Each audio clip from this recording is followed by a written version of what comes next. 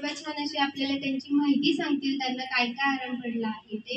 आहेर बाबा तुमचं संपूर्ण नाव सांगा बरं. माझे नाव जयरामनाथ आहे, मी राहतो गुंडेवाडी. तुमचं वय सांगा बरं बाबा. वय माझं 75 आहे. 75 वय. बाबा मोरे थेरपी मध्ये येण्या अगोदर तुम्हाला काय काय त्रास होते ते सांगा बरं सर. मोरे थेरपीच्या याच्या अगोदर मी मुंबईला जवळजवळ 15 दिवस जात होतो. याच्यामध्ये त्यांनी 50,000 रुपये खर्च केला मुलांनी. मी तो त्यांनी काय फरक नाही पडला. ते काय करायचे आयुर्वेदिक त्यांनी उर पाडलं काम करायचे. आपली हातपाय तोडायचे पुढे हे करायचे. ते मला काय 15 रुपये काय फरक नाही पडला. मग त्याच्यानंतर मी गावाला आलो. गावाला आलो मग मी तर रविवारपर्यंत आमच्या खोली येते. एक सहज एक माणूस मला भेटला. तो असा तर तुम्ही जाऊन बघावा. मग मी तिथे बोलतो आलो आणि तो महिनाभर केली तो थोडा फरक पडला. त्याच्यानंतर माझी मिसेस वारली, त्यामुळे मग मी महिनाभर 2 महिने आलो नव्हतो. आणि आता परत आलो. आता एकदा आळ्या फाटाच्या डॉक्टरने मुलांनी तर तिथं त्यांनी दोनदा गेलो. तिथं मग बार औषध केली, गोळ्या केल्या. आता परत गोळ्या घेतल्या तेवढं पुढचं तर राहतं. मग आता मुलगा म्हणला नाही तुम्ही गोळ्या घ्या. म्हणलं गोळ्या घेणार नाही, मी थेरपीला जाणार. आता मी गोळ्या बिळ्या काय घेणार नाही आणि डॉक्टर कुठं जाणार नाही. दुखणं काय होतं? दुखणं टाचाचं दुखणं होतं आपल्या त्या तळ्यात. तर फरक पडला थोडा जरा. बाबांना छान फरक पडला आहे. बाबांचे भरपूर डॉक्टर केले आहेत, भरपूर ठिकाणी गेले, आळ्या फाटेला गेल्या, मुंबईला गेले आहेत. बाबांना फरक काही पडला नाही. पण बाबा मोरे थेरपी आल्यानंतर तुम्हाला काय काय आराम पडला त्यांना सांगा बरं एकदा सविस्तर.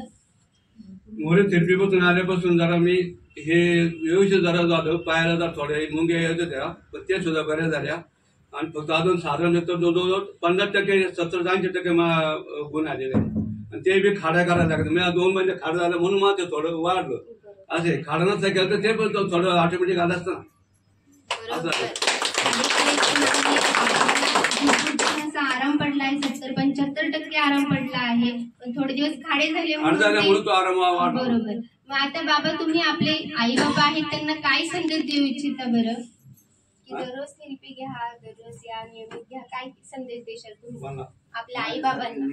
दररोज थेरपीला येणे महत्वाचं आहे. कारण थेरपीला आलं मी खाडा नाही करायचा. दररोज नित्यनेमाने आलं मी आपल्याला आराम पडेल. आपण 1 दिवस नाही तर आपलं 2 दिवस नुकसान होईल. तो नित्यनेमाने येते ना तर माणूस राहतं आपण जाऊ 8 दिवस थांबू घरी 8 दिवस नाही असं नाही. नित्यनेमाने आला त्याला आराम पडतो.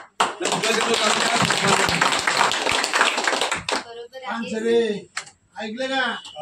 या 4 दिवसांनी एकदा थेरपी घेणं गरजेचं आहे. कंटिन्यू थेरपी घेणं गरजेचं आहे. तरच तुम्हाला आराम पडणार आहे. बाबांना छान असा आराम पडला आहे, फरक पडला आहे. आणि एकदा बाबांसाठी जोरदार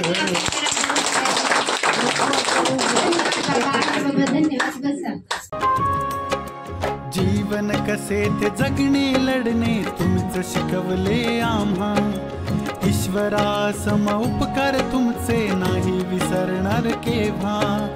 सुंदर जीवन आनंदी झाले जडली तुम्हास नाती रे. उगीच मनी आता चिंता कशाला. जीवन साथी आहे मोरे थेरपी. जीवन साथी आहे मोरे थेरपी.